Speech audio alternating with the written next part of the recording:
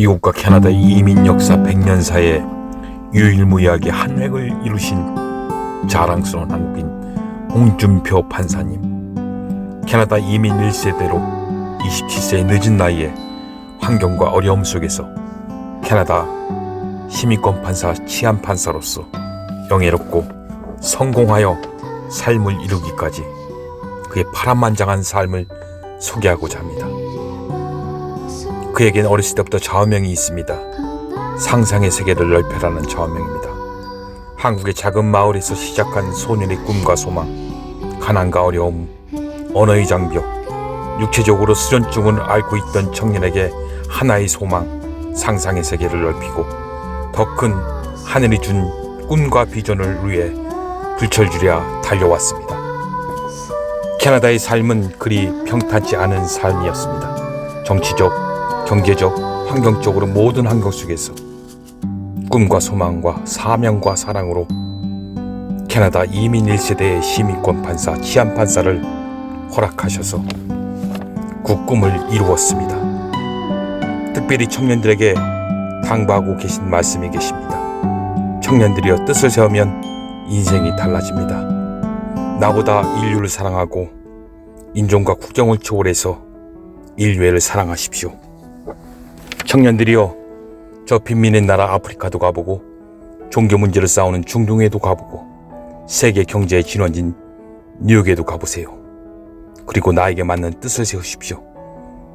그러면서 상상의 세계를 넓히며 내가 어떻게 살아야 할지 뜻을 세워보십시오 라고 당부하십니다. 특별히 홍준표 판사님은 캐나다의 어려운 환경에서 지금의 사모님을 만나서 소망 가운데 국제평화 다문화재단은 NGO를 설립하셔서 지금도 후진 양성을 하시고 더 큰 미래를 위해서 청년들에게 당부하시고 소망과 꿈을 전해주고 있습니다. 오늘의 청년이여, 더 넓은 세계를 해서 상상의 세계를 넓혀서 꿈을 향해 전진하시기 바랍니다.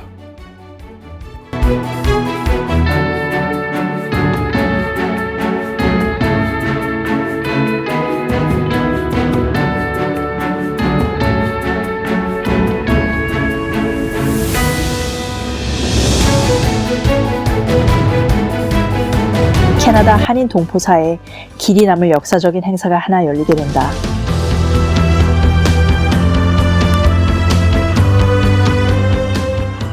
한인 협동조합 OKBA의 밑거름이 되었던 베코와 맥스라는 공룡 프랜차이즈와의 전쟁 사건의 장본인 홍준표 씨. 그가 이 사건의 중심에 서게 되는 큰 사건이 일어난다. 한인들이 주수상을 초청해 만찬을 가진 것이 지금 한인 수의 10분의 1도 안 되던 시절의 소수민족으로선 엄청난 큰 행사였다. 아무리 캐나다가 다민족 다문화 국가라고 하지만 소수민족 행사인 한인 행사에 주수상이 인사차 들리는 것이 아니라 주빈으로 참석하는 것은 극히 이례적인 일이라 할 수 있다. 이 행사는 크게 성공을 거두었고 이로 인해 한인들이 주류 언론에 크게 부각되는 계기가 되었다. 이 행사를 성사시킨 사람이 바로 홍준표 씨이다. 그는 당시 한 한인 편의점 협회 회장을 역임하며 막 캐나다 정치에 발을 들여놓았던 시기였다. 그는 이 행사에 많은 동포들의 생사가 걸려있다는 사실을 알았기 때문에 피를 말리는 노력으로 이를 성사시켰다.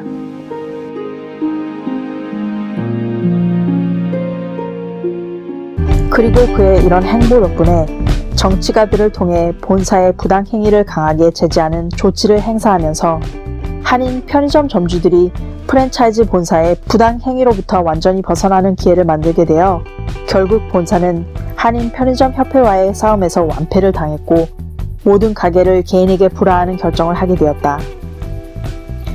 그 덕분에 한인들은 가게의 권리금을 제대로 찾게 되면서 캐나다 동포 사회의 큰 원동력이 되었던 편의점 사업이 이때부터 활기를 찾아 2010년대까지 큰 돈을 벌게 되는 행운을 맛보게 된다.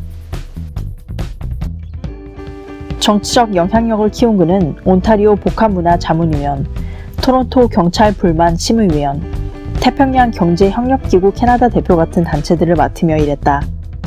그리고 이런 경험들을 바탕으로 1993년 7월 10일 시민권 판사에 취임을 하게 된다. 시민권 판사는 캐나다에만 있는 제도로 시민권을 신청하는 사람들의 서류를 검토하고 때로는 그들과 직접 만나 캐나다 시민으로서 부족함이 없는지를 판단하는 중요한 직책이다. 시민권 판사가 되기 위해서는 이력서와 추천서 같은 서류 심사를 통해 강요 회의를 거쳐 수상이 임명하고 총독의 재가가 있어야 한다. 추천 자격으로서는 판사로서의 자질과 그에 해당하는 경력이 요구된다. 캐나다 주류 사회에 많은 공헌을 하고 명망과 덕을 겸비해야 하며 인정하고 존경받는 사람이어야 한다.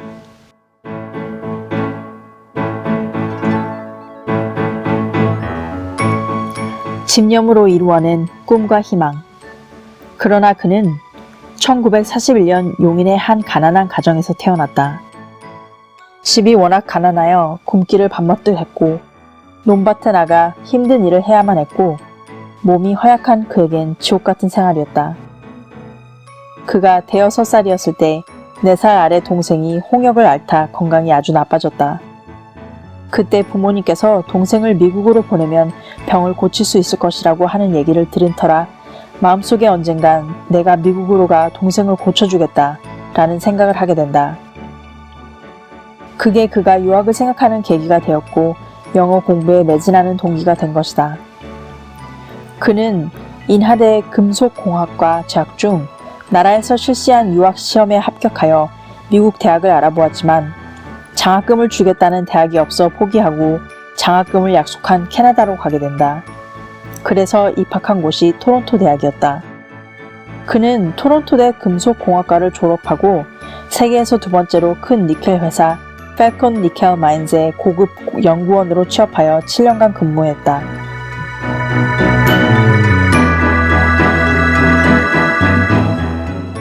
그렇게 해서 그는 27세라는 늦은 나이에 유학을 통해 캐나다로 와 이민자가 되었고 20년 뒤에는 이민자에게 시민권을 주는 판사가 되게 된다. 홍준표 씨는 시민권 판사를 하는 동안 여러 번 고정관념을 깨는 판단을 해 시민권 판사들에게 신선한 충격을 주었다. 그는 1996년 5월 말캄시에서 있는 시민권 선서를 잊지 못한다. 이날 그는 91명에게 시민권을 주었다. 그런데 선서식을 마쳤을 때 한 여인이 그에게 다가왔다. 그리고 그의 손을 잡고 오열했다. 스리랑카에서 난민으로 온 푸시카르나라는 여인이었다. 그녀는 폭도들에 의해 거의 처형 직전까지 갔다가 기적적으로 캐나다로 왔다. 이날 그녀는 시민권을 받음으로써 새 삶을 얻은 것이나 마찬가지였다. 때문에 사선을 넘어 얻은 자유와 평화에 대한 감사와 안도가 그녀 가슴에 한꺼번에 복받쳐 올랐기 때문이었다. 그 감동의 폭발이 그녀로 하여금 홍 판사의 손을 잡고 흐느끼게 만든 것이다. 홍 판사는 그녀를 꼭 안아주며 자유의 나라에서 오래오래 행복할 것을 기원해 주었다.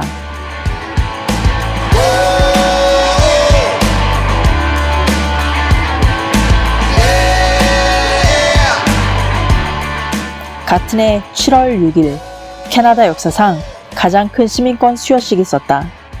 700여 명이 시민권을 받는 행사로 축하객까지 포함하면 전체 참석 인원이 1,500명이 넘는 캐나다에서 가장 큰 축제였다.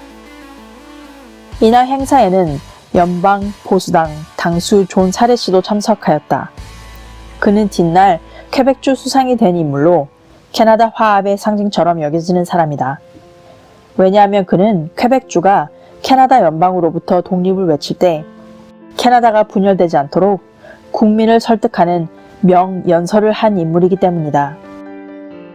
홍준표 씨는 캐나다에서 크게 존경받는 인물들까지 참석한 그런 행사를 본인이 주관할 수 있게 된 것을 대단히 영광스럽게 생각하고 지금도 그 기억을 소중하게 간직하고 있다.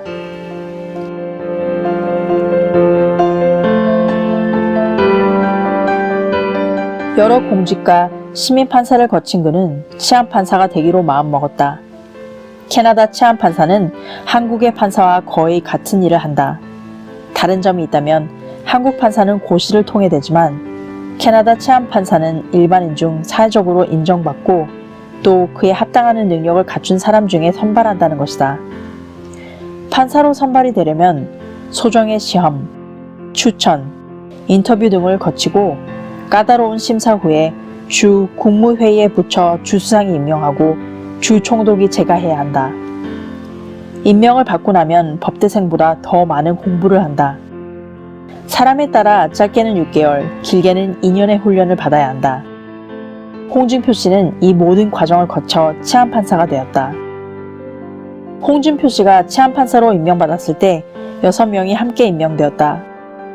모두 취임 연설을 했지만 그의 연설이 가장 뛰어나 참석한 사람들로부터 많은 박수갈채를 받았다.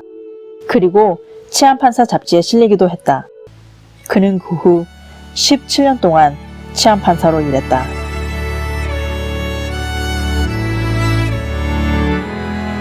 홍준표 씨는 캐나다와 미국에서 이민 1세로서는 좀처럼 볼 수 없는 도전 속에 자긍심을 잃지 않고 성공을 거두었다.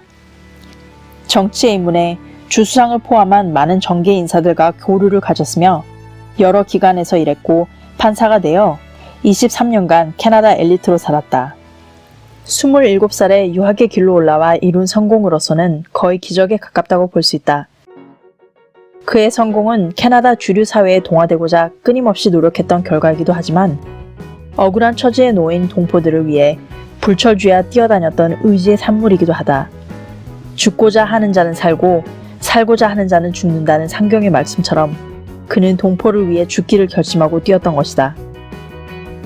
그 결과 많은 동포들은 프랜차이즈 본사의 굴레를 벗어났고 그는 뜻하지 않은 하늘의 선물을 받은 것이다. 2016년 10월 26일 그는 치안판사를 정년 퇴임하였다. 판사실을 함께했던 80명의 직원들은 그가 가장 존경스러웠던 판사였다며 그의 퇴임을 축하해 주었다.